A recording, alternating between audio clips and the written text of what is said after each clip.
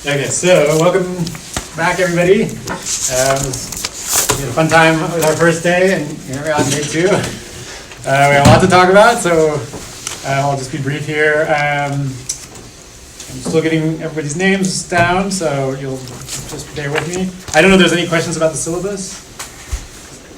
Nothing came up, so all right, everything's good.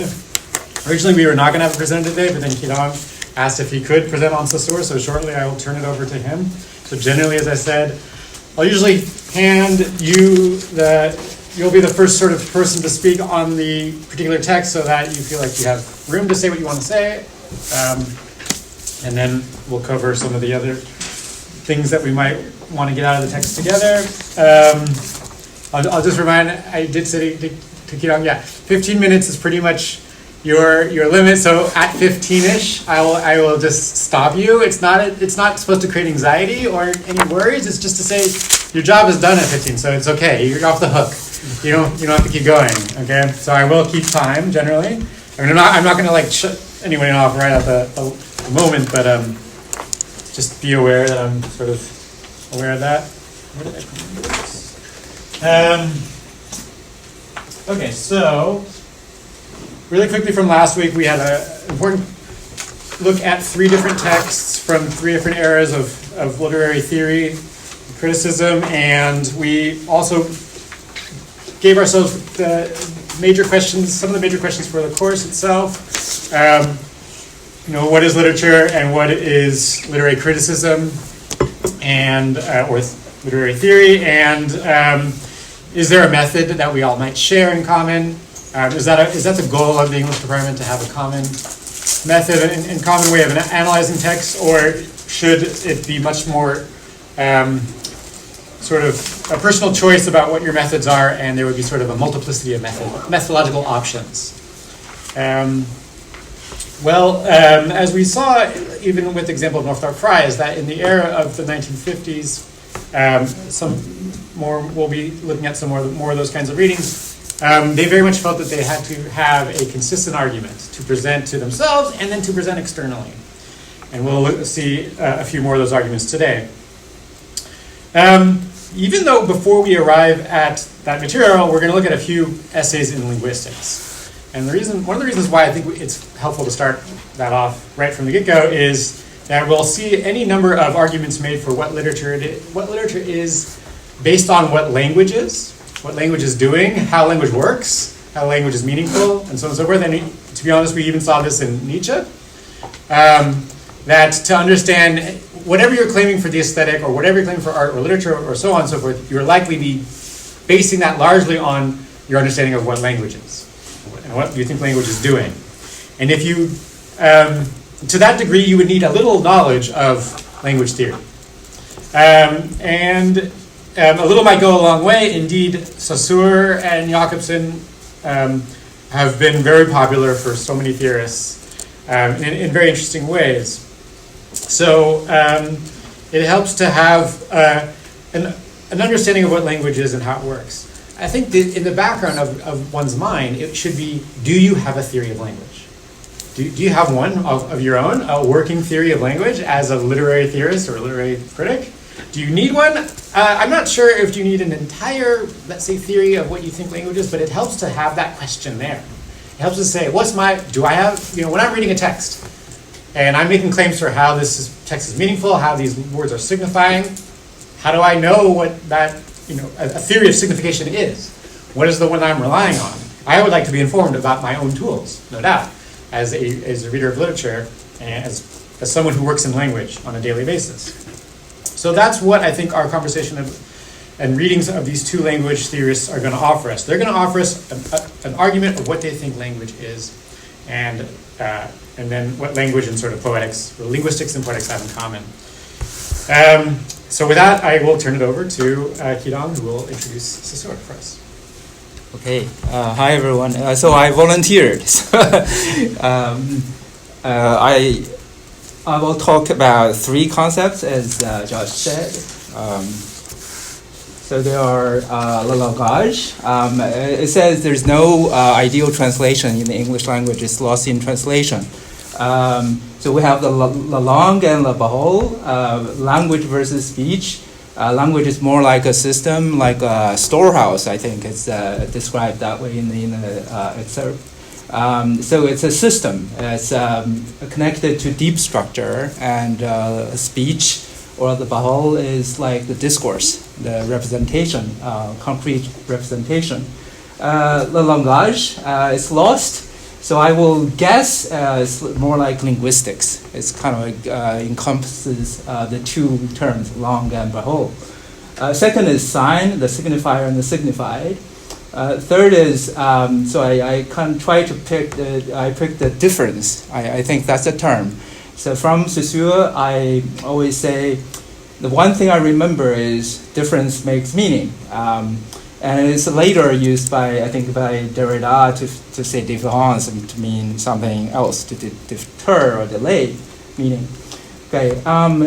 The introduction is kind of like the reason Saussure started this theory is because he thought philology was insufficient. Philology, you can read the bottom, is more like historical, literary in focus, studying, I'm sorry about that mess, studying the literal texts and the interrelationship of the previous text with the later text and so on. Linguistics is a broader, more scientific study of language structure and function. So it can be both modern and historical. So we also have the like diachrony and synchrony, right? Diachronic linguistics, synchronic linguistics, and so on. So this pair of concepts, langue versus bahol, we can read the quote from the text. It says, "La langue in this sense does not exist. It is a theoretical object abstracted from the structures of specific languages." It comes from specific languages. I think Saussure studied quite a few, right? Sanskrit, Latin, Greek, German, English, French, and so on. So he's quite versatile, so he kind of like generalizes patterns and structures and rules. So it is like something latent, something deep inside in your mind. Then bahol, on the other side, says the speech is what Saussure calls the executive side, the concrete utterances that constitute all acts of language. Later on, we'll have like speech acts by Austin and Searle and so on, those people. Lots of theories out of that. But then, as I said, it's also connected with discourse. And another pair of concepts is this side is competence, and that side is performance. Like you have the knowledge, all the rules, and how you're going to perform on the other side, right?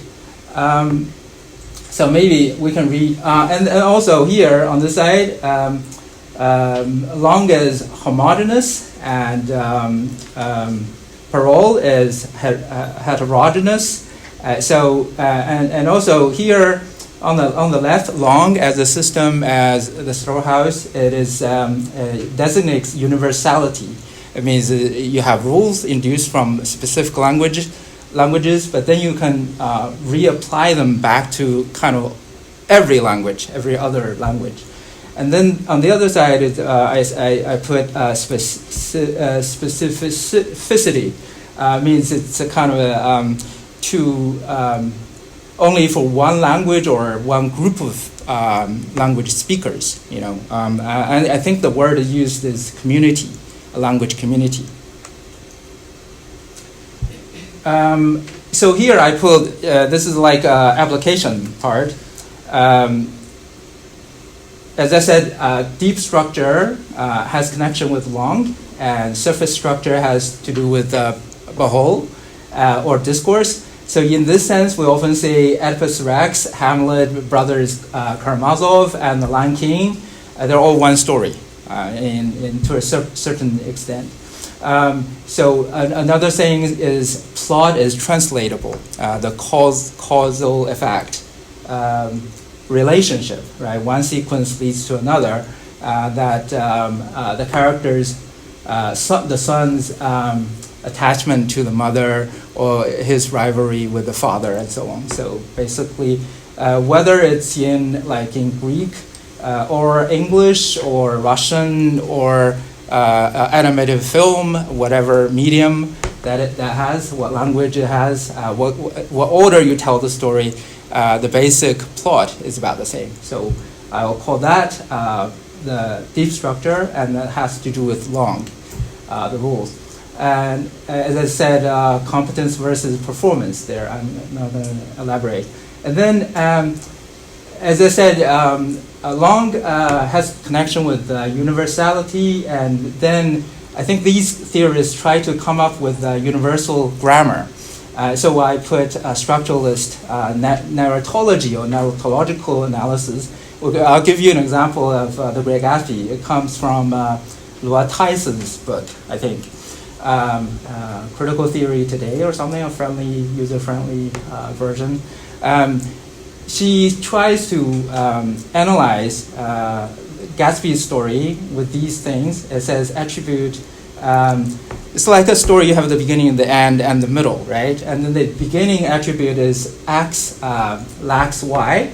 The end is still X lacks Y, either because X doesn't find Y, or because X finds Y but then loses Y. And then, in the middle, the action is X seeks Y.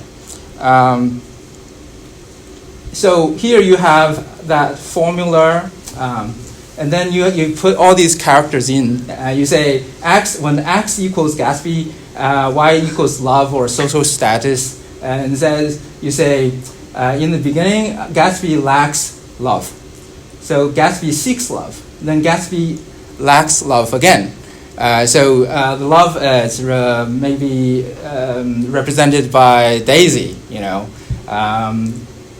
She wants Daisy, and then she goes after Daisy, right? And then she loses Daisy when he dies, or when he goes through the war for the first time, and then the second time when he dies, and so on.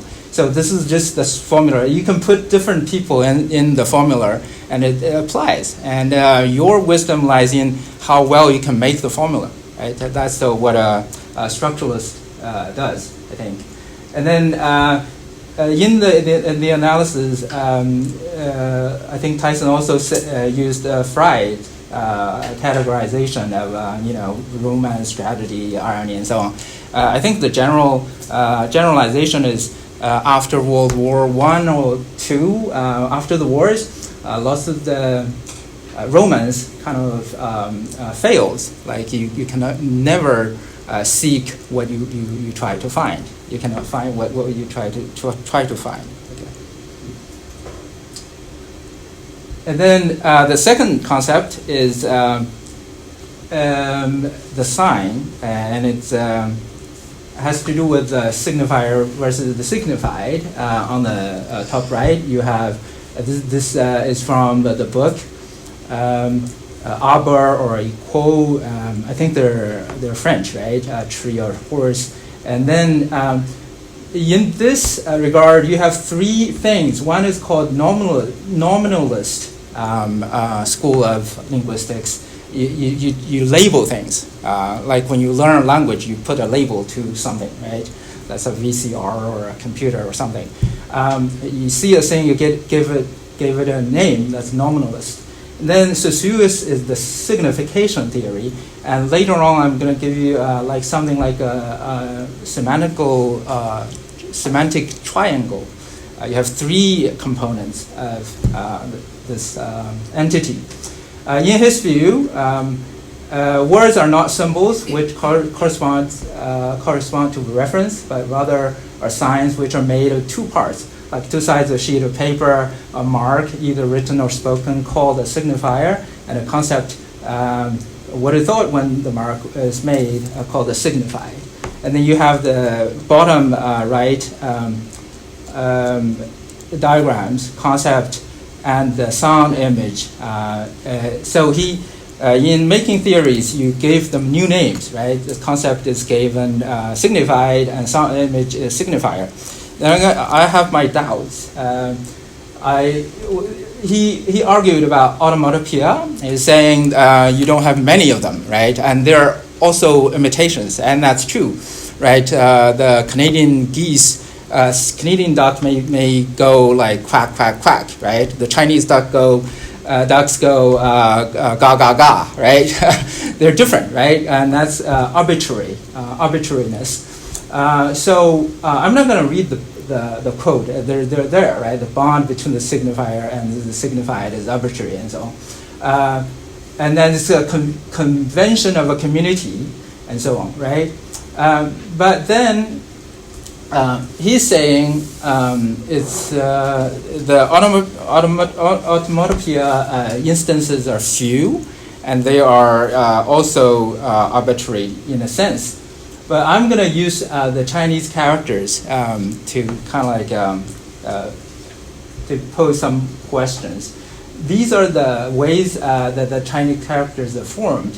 You have pictogram, and you have compound ideograms, and you have phono-semantic characters, and so on. I'll give you some examples. You can take a guess, right? I think without knowing the Chinese language, you can guess something, right? Like this one, I'll just point, right? Do you know what this is? That's a tree, right? And this is water, and this is an eye, right? So can you say that they are arbitrary? They have some meaning, right? This is a character that says, this is a woman, this is a child. When a woman is taking care of a child, it's good. Of course, you can critique, right? And the lower part is a wife. The wife is picked by the hair. You know, that's on the left. That's a hand. On the right, that's a hairdo here, and it's probably with the knees bent and so on. But it might not be ideal, but then they are not arbitrary, totally or completely arbitrary, right? On the right, phono-semantic characters. Here they have the same parts, right? And that tells you how to pronounce the words. And here you have the meaning. This is water, and these are flowers. So this is the lotus flower. That's a river. Okay. But what Su is good is that he had the word sound image. It's not just a label, right? You say the way it's written probably not arbitrary, not completely arbitrary. But why do you say a river is called he instead of something else, right? That's arbitrary, I would say, right? But to me, I prefer sound image to the signifier. The third concept is difference. Difference. It says. So here it says on page 837. It says difference makes character, and then it says you have the viper and viper anecdote, and then it says when they are said to correspond to concepts, it is understood that the concepts are purely differential and defined not by their positive content, but negatively by their relations with the other terms of the system. That means you do not define what they are, you define what they are not, right? This is also sometimes problematic because like you have the minimal pairs, like P versus B, pit versus bit. Pit is pit because it's not bit, right? And it's because it's not kit or other things. But oftentimes people only remember the one opponent. That causes the binary opposition and leads to like deconstructionism or something. I think my time is up. I have more, but I'll stop there. Thank you so much. Well, if you need one more minute, you can add one more minute. I need many more minutes, so I'll stop there. Okay. I think I'll just stop there. Okay. All right, thank you. Thank you so much.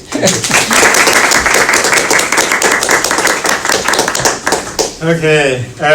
I'm actually going to turn off the projector because it's in my eyes. So, and actually probably will be using the board, so let's turn that off. Thank you, Kiran. That was great. Plunging ourselves into the world of Saussure. And indeed, you raised some questions that actually we are definitely going to talk about, which is how convinced are we that science systems are arbitrary? Let's understand together a little bit better.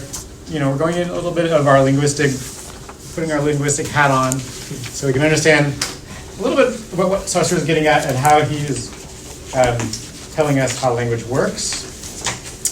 And he's, as Kinong said, is trying to give us, let's say, a systematic understanding of language rather than a comparative biology or even let's say a branch of language or something like that. What do all languages have in common?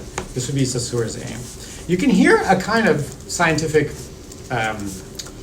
impetus or a spirit driving some of this work, right? Even, let's say we saw a language theory from Nietzsche. It wasn't really that scientific. It wasn't that systematic per se.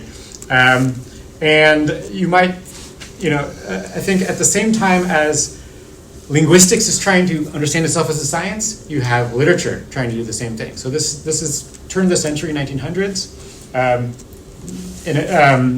We were looking at an essay from the 1930s, shortly after this. But basically the same questions are facing all, let's say, humanities or social sciences departments at the same time. So it's not just English, that's the good news. It's not just us having a crisis about what the heck do we do. Every department is wondering what the heck do they do. And someone like Saussure comes along and says, well, actually, linguistics is not about comparing French to Greek. It's about systematizing all of language. And the first thing you need to systemize is, let's say, the initial unit of language, the initial unit of sense, which is going to be the sign in Saussure's mind.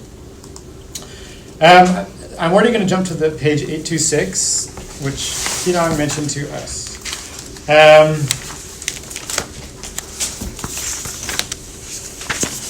Actually, maybe let me just give you one. I have in my notes like a few other things I should have mentioned. What is Saussure also arguing against? There's other, let's say, instead of philology, there's other arguments floating around about what language is and how it works. And one of those would be that language is let's say, like an Adamic theory of language is sometimes called, where there is some form of direct correspondence or essential relation between words and things. Or the act of naming creates that essential relationship. So the reason it's called Adamic theory is that somehow Adam knew exactly what to call things. So it wasn't taught language, sort of already knew. And the argument, now no one actually really believes that's entirely explanatory, but there is some, let's say, evolutionary kind of channeling, we might say, for people to name things the way they do. Okay, that was a very common argument in the 19th century. So that there are some naturalist motivations for the way signs work. So if we call something a tree or a horse, there might be some, even though we know, yes, every language has a different way of doing it, there may be some, let's say, naturalistic connection there. And Saussure is absolutely going to reject that. There's nothing, now languages can evolve, and actually there can be natural, let's say, reasons why human beings have language, but that tells us almost nothing about actually how a sign works. Okay. And, all right, that should be enough to get us to this page 826. We look at this graph or image that Hidong also showed us. And we have a tree and the word arbor. So it's not French. I actually don't know what language this is. Is this Latin? Latin? I think it's Latin. It is Latin. Okay, yeah. All right, that's what I thought it was. So tree and then the word arbor and then a horse and the word equus. And he doesn't actually go too deep into the problems of this representation of how language works, but he does say the following. He says, all right, here's several points of criticism here. He says it assumes that ready-made ideas exist before words. It's a lot of stuff in Saussure is going to be very technical, and I don't even need to know if he's right about this. Do ideas exist before language, or are they consonant with language? I don't think that's been resolved even today. All right, second, he says it does not, this is all in 826, right, below that image. It does not tell us whether a name is vocal or psychological in nature. Again, it's not that important to me to know what he's getting at there. The third one I think is relevant. He says, finally, it lets us assume that the linking of a name and a thing is a very simple operation. And there I think he's definitely onto something. So if we look at these images, we're like, well, okay, you got a picture and then the word, and that's all you need, you know? But we'll just immediately say that almost all of our language use doesn't have pictures, okay? So the rest of this text has no horses and no trees, right? We just have words and more words and more words. So most of how we use language, we don't get any sort of visualization. So you have to, in some sense, have that sort of psychological translation going on in your mind without even necessarily visualizing, even in your mind. As I'm stringing words along, I do not have time to. And of course, most of the words I'm using don't even have really visual reference, so on and so forth. So he's definitely onto something there. He's saying this is not a helpful model for doing language or linguistics. Instead, he wants to have this sort of abstraction he presents on page 827. Okay, so that all words would fulfill this sort of, there's a concept and a sign image tied to it, and I'm not even going to spend too much time explaining why he does concept and sign image. He basically decides there's even a better way of mapping this entirely with the signified and the signifier. Okay. Or signifier first, maybe, and signified second. So we can. I have a pen.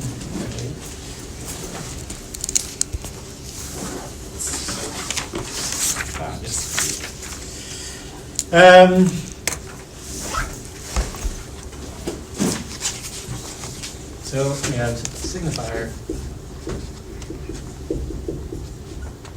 and signified. And sometimes it's sort of a little tricky here, but I would, so like a signifier would be arbor, word, and it would signify, I don't know why he puts it in quotes, but we'll just leave it out, tree or whatever. This is not the best mapping of it really, but in a way I would have, like the signifier is t-r-e, and the signified is tree, the image of the tree that you have.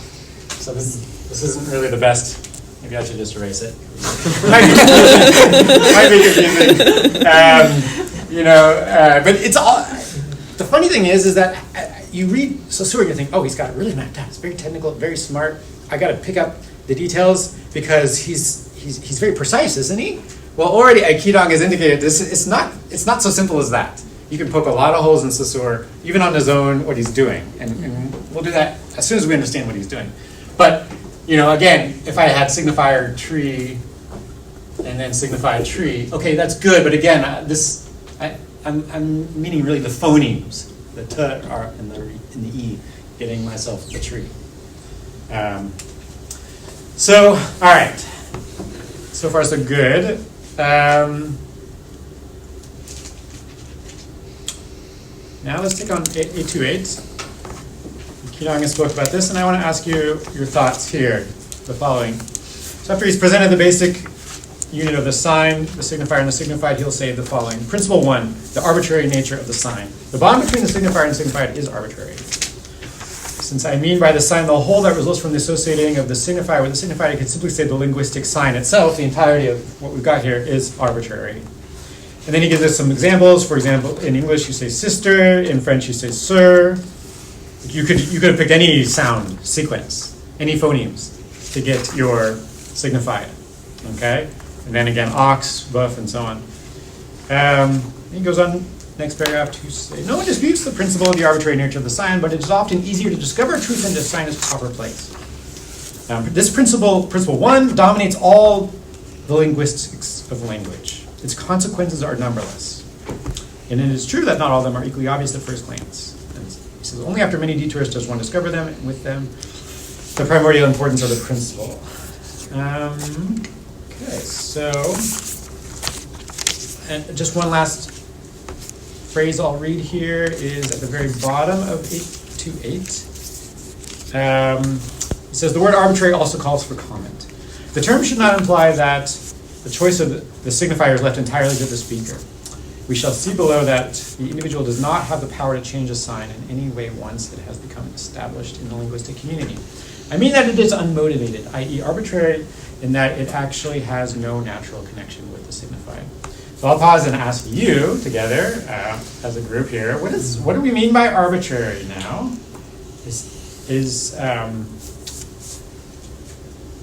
Maybe the way I'd ask it is, if it's arbitrary, does that mean I can say anything goes?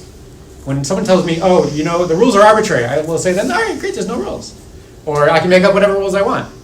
Is that what he's getting at when he says signifier and the relation or the bond between signifier and signifier is arbitrary? Sarah. Yeah. I think he's really specific, actually. Like, he says it like it's not that it's left up to the speaker, right? I think the implication is that language is like a lot of other things that we consider to be like what we call social constructs, right? Which is basically that it's not that they're not real, like convention dictates what you have to do. If you just chose whatever combination of sounds you wanted for whatever concept you wanted, nobody would understand you. That wouldn't be language. Right? So it can't be so arbitrary that it's not like sort of pure arbitrary or something like that. Yeah. It's just that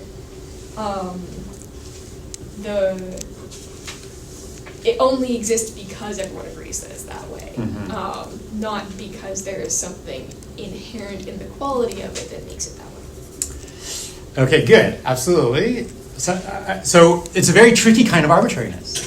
It's not sort of anarchically arbitrary in that sense. It's got a kind of rules, arbitrary yet with rules. Those rules are, we would say, conventional, and he'll say that in a second as well, or social or community sort of constructed. Okay, so far so good. Any other thoughts about what he means by arbitrary?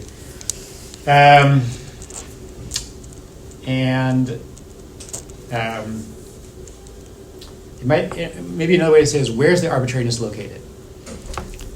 Yeah. It makes me think of sometimes deaf people would make up like a language with their family. So what gives it meaning as a form of communication is that everyone in the family group understands it, right? Yeah. So again, it could be like any gesture, but it's the act of the group understanding it that like gives it the meaning. Yeah. But the arbitrariness is like the gesture, like.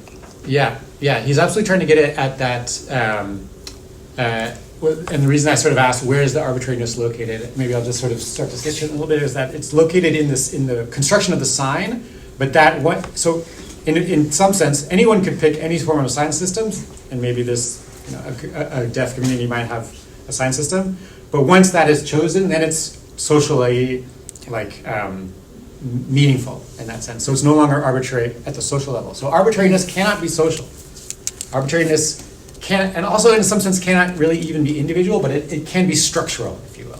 It's fixed into this relationship between this picture and this word, or the phonemes and the signifier.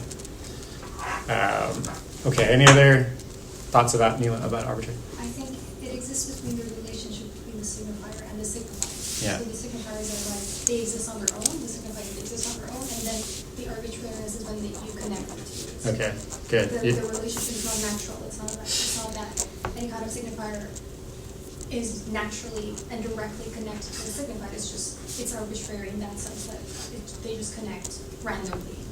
Yeah, good. All right. Just write myself in a little note. Yes, that's absolutely key.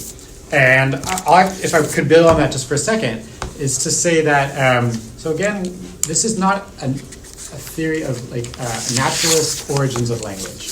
Or another way of saying it is that there's nothing that has naturally motivated the sign. That the phonemes and the signified are entirely arbitrary in their relationship. And if that's the case, we should not be looking for a sign that is better than any other sign. Okay? If all signs are arbitrary, there's not going to be one that is less natural than the other. Okay? Now, we're going to poke some holes in that in just a minute. But that's the general theory of this argument that all signs are arbitrary, or that the fundamental characteristic of the signifiers is arbitrary. And if there's no natural connection, you don't have to look for that connection. Any phonemes could work as any others in making sense or making a sign. Okay. Well, reading a little bit further here on 828, he says the following. He actually raises his own complications of his theory.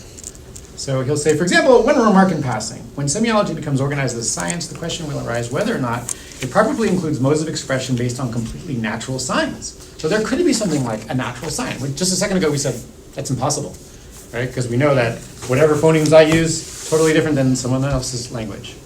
So he's saying, well, wait a second. Couldn't there be natural signs, yes or no? Well, how about pantomime, gesture? So, like climbing a ladder. That would be, isn't that a natural sign? Anyone who does that gesture, we know what that means to some extent. There's some wiggle room in there, but we can eliminate vast majority of possible meanings and so on. Well, he says the following. Supposing that the new science welcomes them, its main concern will still be the whole group of systems grounded on the arbitrariness of the sign. In fact, every means of expression used in society is based, in principle, on collective behavior, or what amounts to the same thing, on convention. Polite formulas, for instance, though often imbued with a certain natural expressiveness, as in the case of Chinese who greets his emperor by bowing, so the gesture of bowing, is that a natural sign? That's universally understood. Are nonetheless fixed by rule. And it is this rule and not the intrinsic value of the gestures that obliges one to use them. He says signs that are wholly arbitrary realize better than others the ideal of the semiological process.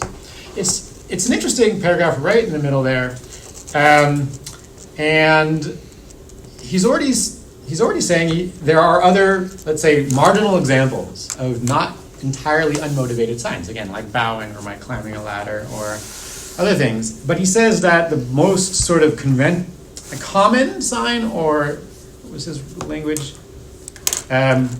He just says signs that are wholly arbitrary realize better than the others the ideal of the semiological process. So you can understand how signs work best or most comprehensively with the most arbitrary signs. And I'll come back to some of these in just a minute. Okay. Well, then he gives you a second example with this thing that he calls the symbol. For example, scales of justice. So why does justice represented by scales, like you're weighing good versus bad or right versus wrong? And he says that in those kinds of signs, again, you need some sense of what we would call a motivated or not total arbitrariness, because how would you represent justice elsewise as sort of a weighing of right and wrong, or like a wrong and how to sort of compensate for that or something like that. Now, I guess you could imagine other visualizations of justice. I'm sure the scales are not universal, but he's implying that there might be other examples. Okay, then finally he does get to onomatopoeia on 829. So it's funny that actually this vast majority of these 2 pages are actually about semi-motivated signs. Yeah. For a theorist who everyone says the takeaway, it's all arbitrary, folks. Problem, solved. The most essential understanding of the sign is it's arbitrary. He keeps actually not being so sure about that. Maybe I'll point out now, and the reason why I've brought extra emphasis to this is that this is still an ongoing discussion. And here's 2 quick examples that I think we can come back to. So indigenous language theory, I think you kind of were mentioning this, would argue that land and let's say relationships are the sources of language. Okay, so not arbitrary phonemes, but it's land and kinship and relationship and sort of reciprocal kind of awareness of fellow beings in one's vicinity, and that is sort of what the sourcing of language is. Okay, that is an argument that we will revisit and we'll see much more developed when we look at indigenous literary theory. Second example will come from eco-criticism, which would be saying that signs are signs. There's two general arguments. Signs themselves might form, we might say, like a kind of ecosystem, or that they have we do not encounter signs without a place in which we encounter them, a world in which we encounter them, an ecosystem in which we encounter them. So while this abstraction is helpful to some degree, in reality we do walk around and we do see trees and we do point to them, and we do understand that there should be some relationship to the sort of the way language forms its, let's say, systematic rules and the ecosystems that we see all around us. That would be some sense of that there be a motivated sign. And second, I think, is the question that language may not be exclusive to humans. So that animals use signs too, apparently. And do they have the same rules? Is animal usage entirely arbitrary? These are all lingering questions that I think we'll stay in the background for just a minute as we get into a little bit more of what Saussure is doing. All right, so we've gotten a little bit of the sense of arbitrary, and maybe a follow-up question to that would be: if signs are arbitrary, how do we get meaning at all? On the one hand, we were maybe excited by the idea that any potential phonemes together will create a sense of meaningfulness, but it also throws back at the question of how do you get anything to mean anything? Okay. And there's interesting, even on 830, there's sort of like this, he's almost got a Nietzschean view of the flow of sounds and sound images out there, this weird sort of flowing image, and that is sort of parceled out into sort of meaning somehow. But there's sort of a challenge there to explain, well, once you've called this linguistic sign arbitrary, how does it actually get ascribed any sort of value or meaning at all? Okay. Shifting a few more forward, a little bit more forward. What do I want to highlight? Says, all right, on 831, I'll read a little bit here and ask a few more questions. It says, linguistics then works in the borderland where elements of sound and thought combine. Their combination produces a form, not a substance. These views give a better understanding of what was said before about the arbitrariness of signs. Not only are the two domains that are linked by the linguistic fact shapeless and confused, but the choice of a given slice of sound to name a given idea is completely arbitrary. If this were not true, the notion of value would be compromised, for it would include an externally imposed element. But actually, values remain entirely relative, and that is why the bond between the sound and the idea is radically arbitrary. The arbitrary nature of the sign explains in turn why the social fact alone can create a linguistic system. The community is necessary if values that owe their existence solely to usage and general acceptance are to be set up. By himself, the individual is incapable of fixing a single value. I'll just pause there and I'll work a little bit backwards here. Why do you think he ends with that point? Why are individuals incapable of fixing a single value in this model? Jen. Because the point is communication, right, which happens between two people. Two or more, yeah. If I have my own word, but I can't say it to anyone and have any meaning, then what's the point? Yeah. Again, so arbitrariness is usually not best understood as coming from the individual chooser of the language, but it's coming from this sort of sign unit, the semiotic unit itself. And this stresses then a sort of communal foundation for language. I will add, for example, it stresses an intersubjective set of rules for language, community of speakers, and so where does the meaningfulness or value of a word come from? It comes, as he says, over time when a community has kind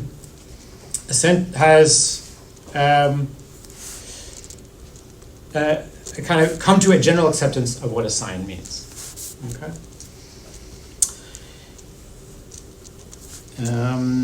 And it's that social fact alone that creates the linguistic system, that creates meaning. one of the reasons, again, I will stress that is that we'll see Derrida make a lot of importance out of this generally. And the way I would phrase this is that because signs are arbitrary, they have to be read. They have to be interpreted. They have to always be given meaning. Okay, that meaning may be sort of generally held in the community, but it's never there permanently. If signs are arbitrary, they can change over time, but they also are never stable as such. They're never fixed as such. And this is very important because let's say imagine the opposite. Let's say if signs were always fixed. So always the phonemes t or e would equal tree for forever. Okay? Then in some sense we wouldn't have language anymore. Why? Because we'd all instantly somehow know the signs that signs and how they function, or something like that. We wouldn't maybe even, it would be essentially impossible to imagine, but I guess we would walk around and even when we use communication, it would sort of be instantly understood, almost as if we were computers exchanging data back and forth. Okay, but that's not how we use language. We don't just exchange data. We communicate, and on the other side, someone says, okay, I think I understand what they're saying. I'm interpreting it. I'm reading it. I'm making sense of it. But I need to do some of that work because language, while it's generally community agreed what all these words I'm using are make sense, I still have to do a little bit of work to figure out what is going on in these sentences. Because I have to follow along some of those social conventions and fit the social convention to the phonemes that I'm hearing. I have to read. I have to interpret. And this is going to be very meaningful to people in the English department because that's what we do all day. We read and interpret. So if we wanted to have a language theory for what we're doing, this might be it. When we can say, yes, we agree that language is arbitrary, therefore it has to be read, talked about, understood, sort of made sense of on a regular basis because it doesn't do it naturally. It doesn't do it, let's say, scientifically, if you will, like sort of, or logically. This is not a logical formula, like 2 + 2 = 4. You don't have to sort of interpret that. You sort of instantly get it as data. Whereas the word tree requires some sense of converting it, and this is so sort of, he does explain a little bit this, but essentially have the psychological conversion of the sound image in your brain or something like that. All right. Quick question. Yeah. Just before we move on from this section, the paragraph right before, or maybe 2 paragraphs up from the one you ended on, when he writes linguistics then works in the borderland where the elements of sound and thought combine, their combination produces a form, not a substance. Yeah, sorry, which this was on 831? 831. Yeah. It says, yeah, their combination produces a form, not a substance. Yeah. Yeah, what is that? What do we make out of that? Yeah, there's a lot of technical language going on Yeah, here. what's the difference? Because I feel like he's... Yeah. Science. Yeah. Yeah, right? Like, it's And he's debating with his fellow linguists Yeah. to some degree here. Form, substance. I get what he means by form. Like this is a formal kind of comprehension of the situation, Okay. and it doesn't require like any. I could have used not phonemes. I could have used pictures again, or I could have used. This is not a phoneme technically.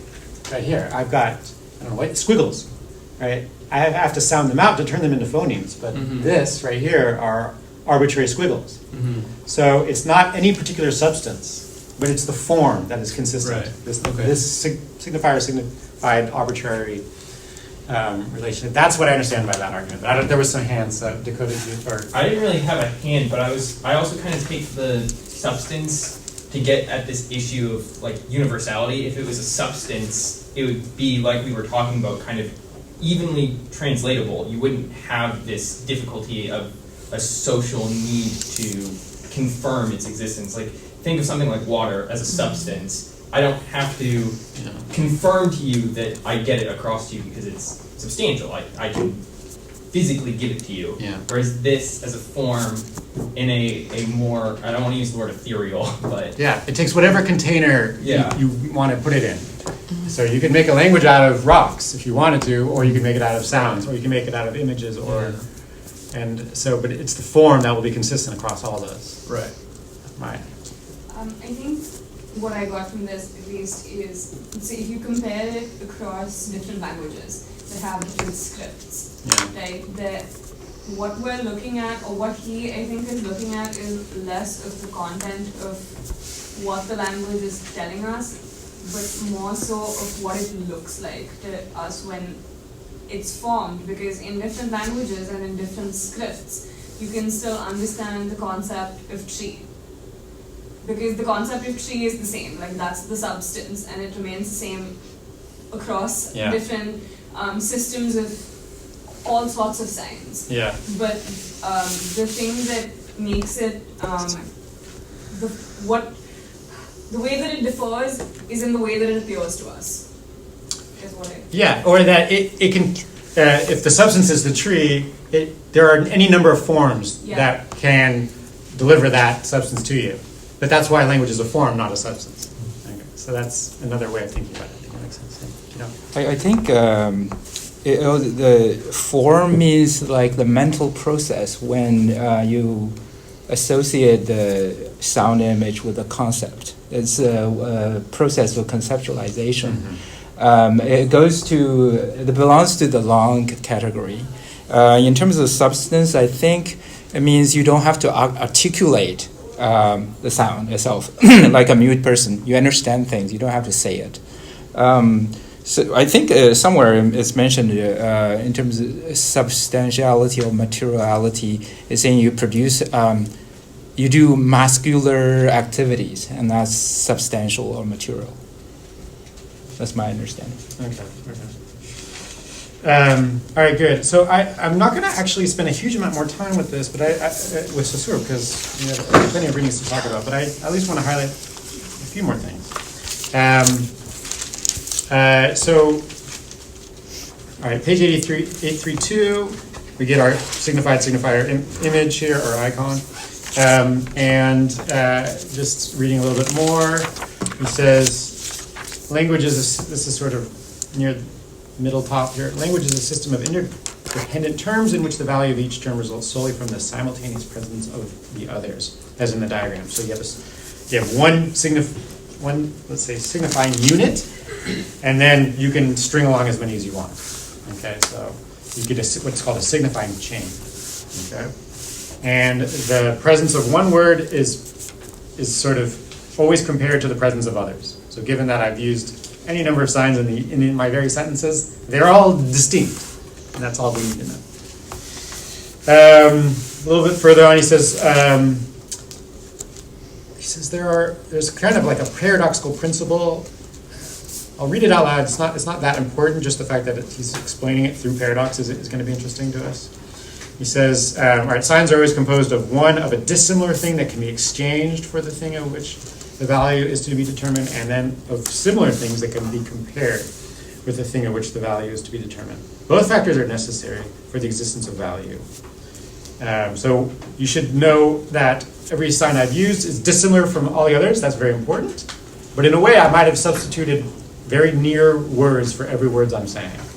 So you can have both sort of uniqueness of every word, and yet also words that are sort of closely related to each other help you to understand why each word is unique at the same time. All right, skipping a little bit more to forward, I will read that. At the very bottom of 833, he says,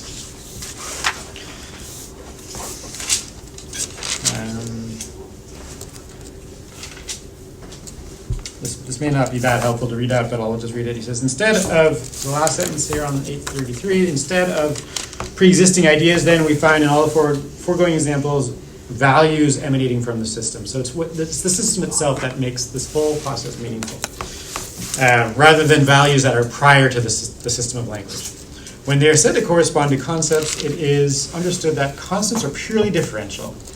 So they differentiate between each other. That's why they're purely differential, and defined not by their positive content, but negatively by their relations with other terms of the system.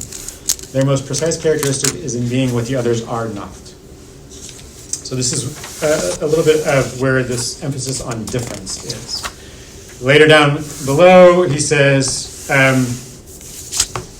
finally, this is the third paragraph from the bottom, he says, arbitrary and differential are two correlative qualities. Arbitrary and differential are deeply connected. Maybe I'll ask you just to make sense of that for me. Why we understood arbitrary, now why is differential or difference a related systemic property of science? You want to give it a shot, Neela? Because if the sign has no inherent meaning, its meaning can only come from another sign. It's somehow Yep. Hegelian. It's like you don't have any meaning and identity in your own. You're only going to have meaning once you encounter another that doesn't have a meaning. In relation, yeah. And vice versa. All those other words, same story, yeah. So it's only by comparing words to other words. So no longer are we trying to compare a sign to like, there's a better sign, there's a better way to call trees a tree. Let's get closer to that. No, there's only different ways of calling trees trees. And it only makes sense because the word tree and the word arbre are just randomly or arbitrarily different from each other. So arbitrary and differential, as he says, are two correlative qualities. You basically don't have one without the other. Okay, so that might be... Well, anyways, he goes on to say on 836, another way of thinking about difference, he says, is about 10 lines from the top. He says, in language, there are only differences without positive terms. Positive terms or natural terms or better words or so on. There's no one better sign than another for saying word, or for getting the sort of sound image of the word of tree in your mind. All right, I think that covers the main things I wanted to get out of this reading. But just to pull back a little bit on Saussure and understand what he's doing here, he's obviously given us something that is an attempt to make a science of science, a semiology. And it fits in the mode of 19th century, turn of the century thinking in which we really want to have, let's say, a rational or scientific argument for what different aspects of social sciences and human sciences might entail. Another trend we might associate this with is positivism. There'll be let's say, rational, organized, systematized understanding of whatever particular field you're in. And so we're going to treat language that way too, as a sense of as having that scientific characteristics. And Saussure would agree to that statement. But what's really remarkable is that Saussure just gave us a science of the arbitrary, a science that is paradoxical, a science of differences. Normally, we don't associate science with any of that. Okay, we would never call science arbitrary. 2 + 2 = 4. There's nothing arbitrary about that, right? So that we understand as scientific. How do we understand an arbitrary science, essentially? It's quite remarkable. I don't know if Saussure, earlier he said, when I say arbitrary, we don't even fully understand what the impact of that is. He says it's quite, essentially, it takes a while to really get through the impact of making that statement. I'm sort of paraphrasing a little bit what he was saying. And this is kind of one of those impacts. How do you have a science of the arbitrary? And I think there's two tensions in him. On the one hand, to be more rigorous, scientific, and so on, and second, to sort of recognize that there may be, let's say, limits, or internal limits, or we might call them structural limits to the scientificity of his own claims. If you call them arbitrary and yet scientific at the same time, that seems like a contradiction. But we did earlier hear him say that signs are built on paradox. So he's, again, also paradox being something that you don't typically associate with science. So finally, science should be rational. But again, to what degree is language actually rationally working if it's arbitrary and differential? It doesn't entirely align. The claims of reason and logic and other sort of things like we might say causality or so on and so forth, they don't seem to map directly onto how language works if it's arbitrary. So it's sort of non-causal in a way. And differential rather than sort of like a perfectly ordered set of rules that are sort of implicitly given or something like that. So on the one hand, he has this positivist motivation. On the other hand, he's completely sort of undone the positivism, the entire movement of positivism in language, at least. And funny enough, though, shortly after this, people will double down on positivism in what the movement called logical positivism. And in 1920s and 30s, and even Wittgenstein and so on, is trying to really say, no, language does have absolute rules. We can understand them. We will get that down. And even Wittgenstein is a wonderful example, because at first he believes that, and later in his career he's like, actually I don't believe that anymore.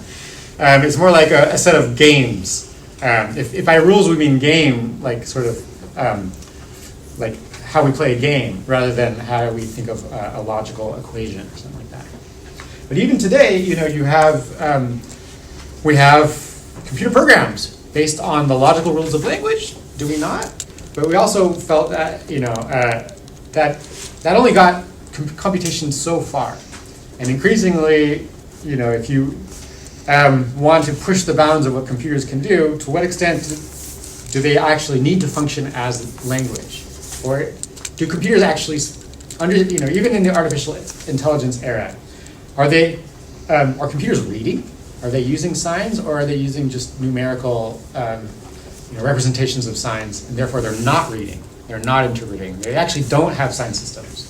So let's say a computer is constantly spitting out meaningful sentences, and you're like, well, obviously this is following the Saussurean rules of making sense and making signs, so therefore it has a language. But if deep down we would say that none of this only works, the entirety of the system works because you have a social community and in which you are constantly doing interpretation and the work of making meaning. And maybe computers don't have that sense. So in that sense, they do not have language. Finally, a couple more things that are remarkable about this argument is language is, because it's arbitrary, it can be changed all the time, and yet language rarely changes. So language can be changed at any time, and yet it rarely changes. Seemingly sort of paradox of language. Language is essentially always mutable, and yet the structure itself is not mutable, and the social communities rarely tolerate much mutability or much change. So it's entirely arbitrary, but rarely changing, or only slowly changing. Both are true. So arbitrary doesn't mean no rules. It certainly means language can change at any time. On the other hand, it also means language doesn't change all that much. Because every time you change language a little bit, you add a degree of more arbitrariness or more noise to it, and therefore it makes less sense or has less value if we're using Saussurean language. This will obviously be important as we go forward, because we'll see people in feminism, in queer theory, in Marxism, to start to say, well, look, there's a struggle over the sign, over who agrees, what social conventions actually make meaning matter to us. If Saussure pointed out that signs can change, but they rarely do, well, then that just shows that we should maybe put the work into changing signs, changing the way language, changing the dominant way, sort of terms that we use to describe our community. So there is no one. It helps to remind ourselves, because there is no better sign or master sign or perfect sign, that means that anyone who walks around claiming they have a better sign or the right sign or the official sign or the only sign, whether that sign is their own authority or their own, let's say, system of making meaning, whether that system could even come from God or come from family, or come from the nation, or come from themselves, or come from patriarchy, or whatever. One can always make the case that all meaning systems were, arbitrary and socially agreed, social conventions. Therefore, your system is changeable, and it's actually not as authoritative as you claimed it was.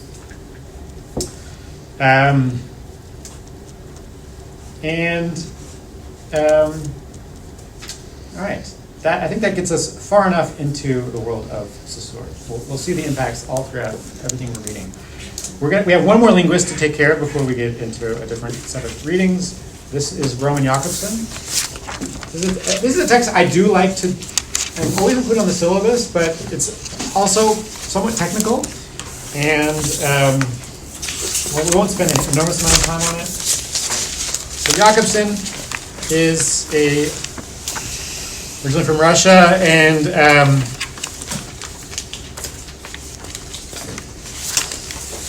Saussurean language theory is circulating fairly quickly in Europe. It takes a little while to sort of filter into the Anglo world.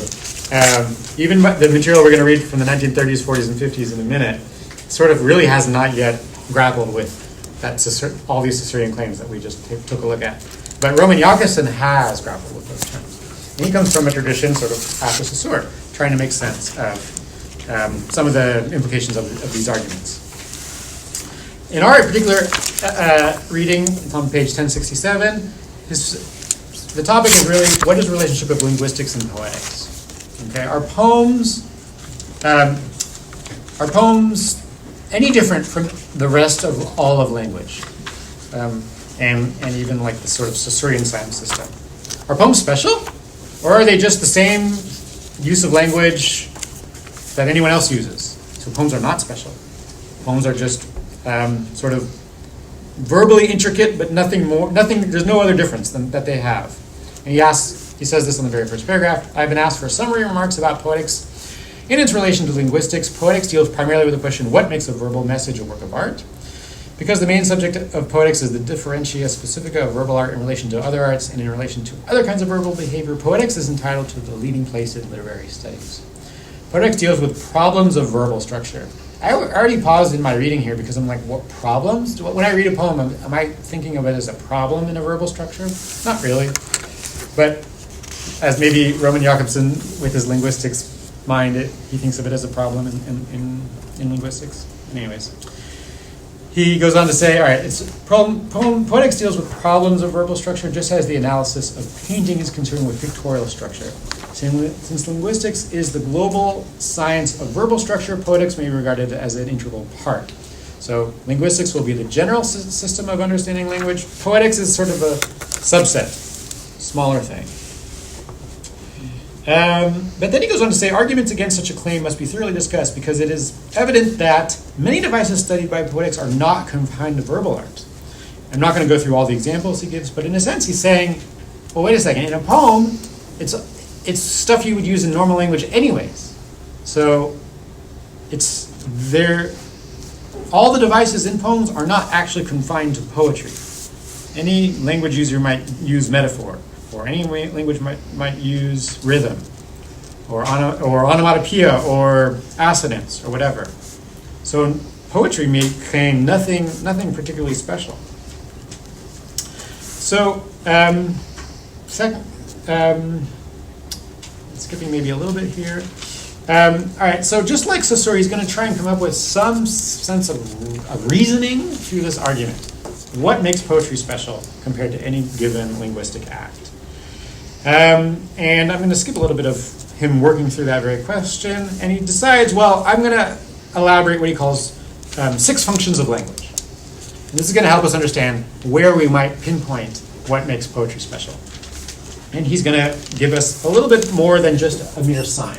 Okay, he's going to say when you use language in communication, you're going to have to use 6 functions as such. And here they are.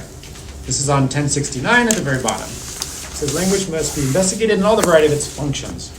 Before discussing the poetic function, we must define its place among other functions of language. An outline of these functions demands a concise survey of the constitutive factors in any speech event, in any act of verbal communication. So we have an addresser sending a message to the addressee. To be operative, the message requires a context referred to, or the referent, and that would be graspable by the addressee. And either verbal or capable of being verbalized. A code, fully or at least partially common to the addresser and the addressee. So a code that both addressee and addresser share. And finally, a contact, a physical channel and psychological connection between addresser and addressee, enabling both of them to enter and stay in communication. And he gives us a little visualization of that. So I'll just repeat it up here. So we have an addresser. And we have an addressee. Okay, so that makes sense. I'm the addressor, I'm speaking to you, the addressee. So even though I'm using sign units to do that, I have to have more than just the sign unit to make sense of whatever the heck I'm saying. You have to have this and this, minimally, okay? So he's giving us a little bit more of an example of how speech is actually used. And this is going to help us map finally poetry or poetics into this. And then he says, you also have to, I'm just going to draw a line here so we know that this is a different gram here. You have to have a context that these two addressee and addressers share. We have to have a message. What the heck am I actually talking about? We have to have a contact and a code. Okay, so really quickly, context is that we're in this room. Okay, there's always going to be a context for any utterance, any sign. Okay, the context for a tree might be it's right in front of us outside. Okay, there has to be a message. I'm actually saying something relevant. Okay, I'm trying to explain what the heck this diagram is. This is sort of like what we most focus on whenever we're talking, whenever we're using signs. We're delivering messages to each other. Okay, but that we were in a room doing that would have been our context. Okay, contact. Well, there has to be as he says, a physical channel, but it can be very indirect, right? So if I'm reading a poem from Sappho from 2,000 years ago, I'm not actually in contact with Sappho, but I am in contact with the Greek signs that were left by Sappho. So there is some sense of a physical contact in any exchange of language, okay, in any form of communication. But it doesn't have to be immediate. It can be delayed by any number of gaps. Finally, the code. You have to have a code in common. This would be just like a language in common. So I don't read Greek, but Sappho is translated in English, so that's the common code we have. The Greek to English translation or something like that. Okay. So I think this is slightly more helpful because what Jakobson has done is say, well, this is relevant as a unit, but this makes no sense floating in space. You actually have to put it somewhere in a form of 6 functions in which you will have that. Without these, you cannot communicate. Okay, so we don't just put one sign, abstractly out in front of each other. We have actually a situation in which language occurs.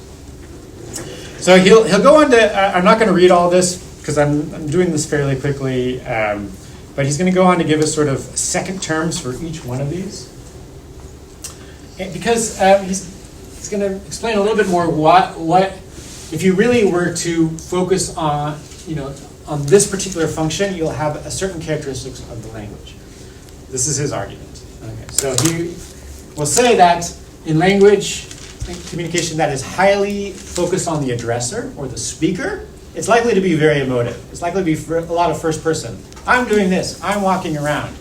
I feel this. I see this. I'm going to largely use emotive language, as he says. Yeah? Doesn't say I'm exclusively using it, but the addressor is often mostly slanting language to this function, the emotive function. Now, of course, on your side, you're having emotion reaction to, maybe sort of, this is very boring. That's my emotive stance towards your description of all this. But, so emotion can be anywhere, actually, in this map. But by and large, it's the function of sort of the sort of, or the most heaviest implications of emotion will be coming from the speaker, okay?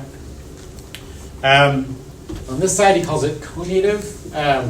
It's a very jargony word to suggest that language that is focused on the addressee often is sort of like you-directed. And this is sort of what conative means, sort of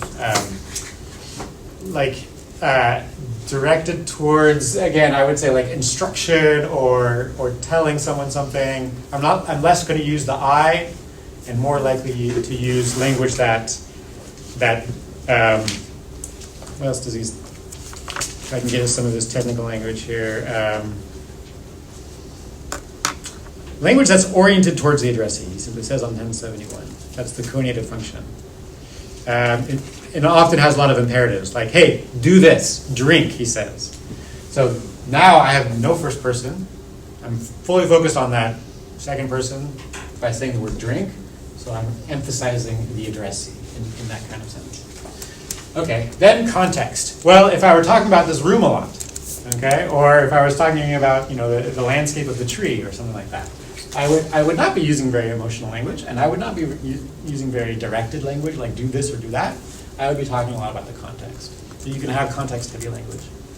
If I were talking about the message significantly in a sentence, I might be making sure that, you know, I don't know, maybe the best example is like when I'm reading out a passage. I'm focusing on the message of the passage, primarily. I'm not focusing on my first-person use of language. I'm not focusing on your second-person reception of the language. I'm really just focusing on what the message is that I'm transmitting out loud. Contact, if I were to talk a lot about the fact that we are in this room together in the present, okay? We are connected to each other. There's a channel between us.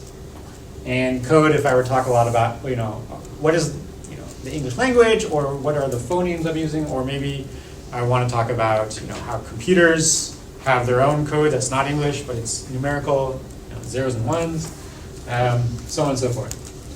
So Jakobson has mapped this out because he's saying, well, look, this is not enough, the signifier model. We need at least the sort of situation in which this language takes place.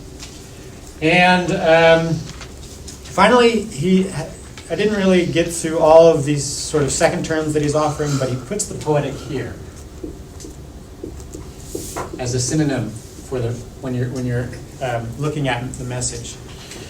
And the reason he's doing that is saying, like, poetry is often asking us to look at how the message is made. Okay, not just what the message is saying, but how it's made. And another way of saying that is the materiality of the message. What words were being used? What word order were they used in? Maybe what metaphors were using? So I'm looking at how the message was composed out of the materials, the materiality of the message. If I'm being drawn over and over again to that quality of the message, or the effects of the message, or how it's made of the message, now, technically all this stuff goes into how that message is made. But if I'm over and over looking at words as words, almost words as things, words as materials, and how even the materiality of words contributes to the message, then I will be doing what he calls the poetic function.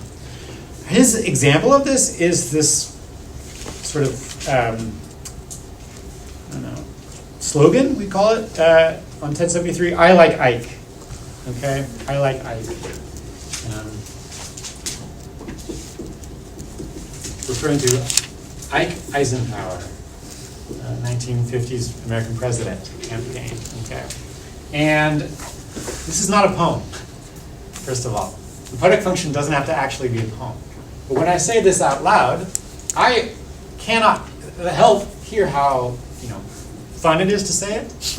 I guess there's a lot of assonance and consonants, a lot of I's, and a lot of K's, and it's got a sort of catchy rhythm to it because of that, and it's instantly memorable.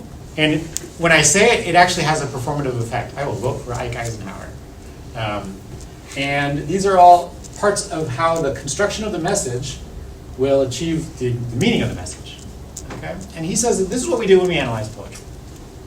But even here, he rarely actually analyzes poetry in our little essay. He's often picking up bits and pieces of language that he thinks is best exemplary of these situations. So I really don't have so many questions so much as I wanted to point out a little bit of what Jakobson is offering as kind of a little bit developing further some of this linguistics questions. But I actually like this argument a lot. I think there's a lot we can do with this argument. Just like maybe in a way, post-structuralists thought there was a lot they could do with Saussure. And the reason I say this is because take your favorite author and put it in this sort of grid.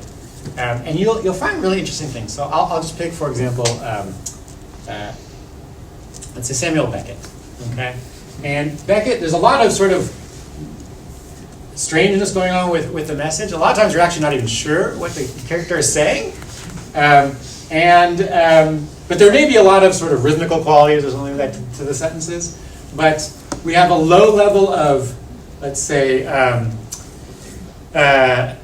like message as conveying of information, but we have a high degree of message drawing attention to itself. Okay? So he's really playing up the poetic function of the message. A lot of times there's some breakdowns, like you're not sure who's the addressor speaking to. Who's the addressee? You know, if it's a play, Waiting for Godot, and the characters are, are half speaking to each other and half sort of not really talking to each other at the same time. So there's a lot of gaps or sort of strangeness happening between addresser and addressee. And you can actually, I think you can understand a lot or make a lot of useful analysis of someone like Beckett through these. I mean, you could pick anyone, like if we were taking like Keats and his, like Ode to Psyche. So he's trying to address Psyche. It's a very strange addressee, and he's going to have to sort of come up. Does he and Psyche share a code? You'll see him sort of working through some of these problems that Jakobson is mapping out for us, and there may be an interesting way to apply that. The second reason I like Jakobson is that you can make an argument for literary language as it is always sort of tweaking this model.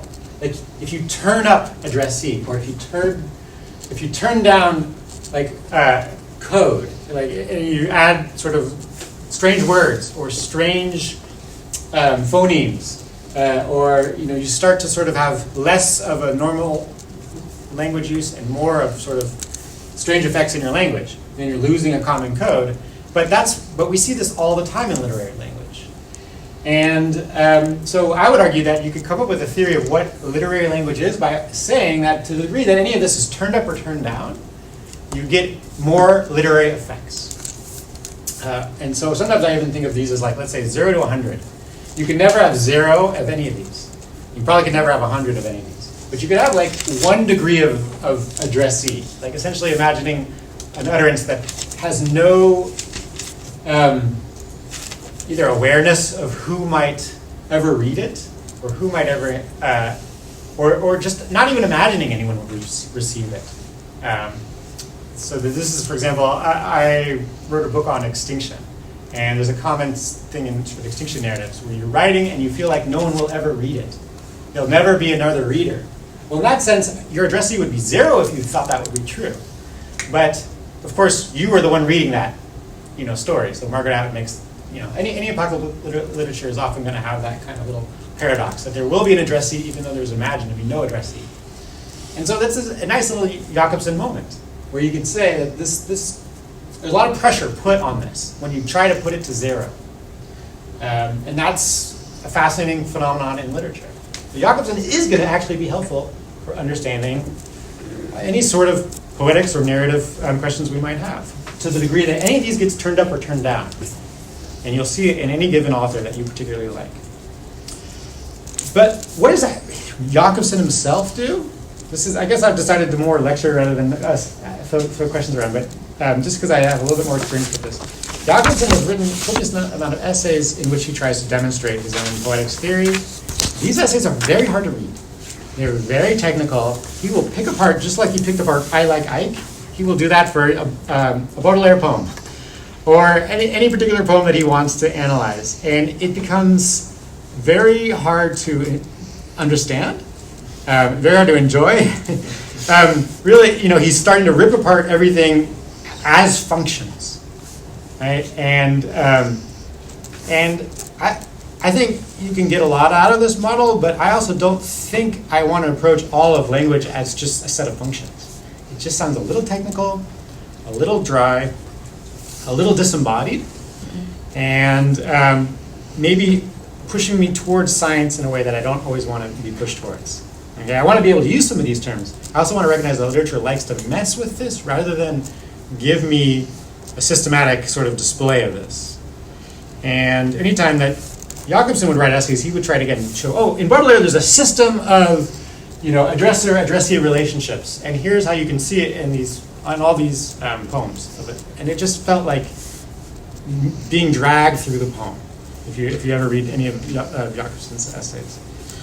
And last thing I'll say, and I guess we'll take a break just because I can close a little bit of this linguistics. Final thought is that, in fact, we are missing, while this has given us a better sense of language and use, we're missing people. Like, so where are the bodies that are uttering this? Where would we put even embodiment at all in this? Is it in the addresser? Is it in the addressee? Maybe a little bit, yes, but we don't actually have people talking yet. People with genders, people with backgrounds, with stories. We have very little place of understanding of any of this. Julia, you're... Would that not fit in context? It might. And Jakobson, were he in this room, probably would say, yeah, don't worry, I didn't forget that. But the fact that he hasn't really, I wouldn't only put it in there, incidentally. Like, the body is still relevant to this function, and this function, and even like, the way I hear a sound, contact is very embodied, and meaningful in a way, and needs to be better explained than just calling it contact. There's a whole philosophy, I think, in this particular word. This is actually a project I'm working on right now. I want to write essays, maybe more than just an essay, on what contact is, because a lot of times, let's say in a poem, we may not have a very good sense of the message, the context, even who's speaking, but we are connected to, be it Sappho or whoever the poet is. There's a high degree of contact going on in any reading before we understand what content is. Okay? Content might be message, but I don't need, holding someone's hand is a form of contact that has a high degree of meaningfulness. And a poem is achieving a high degree of meaningfulness just by you being in contact with it. And not necessarily saying anything.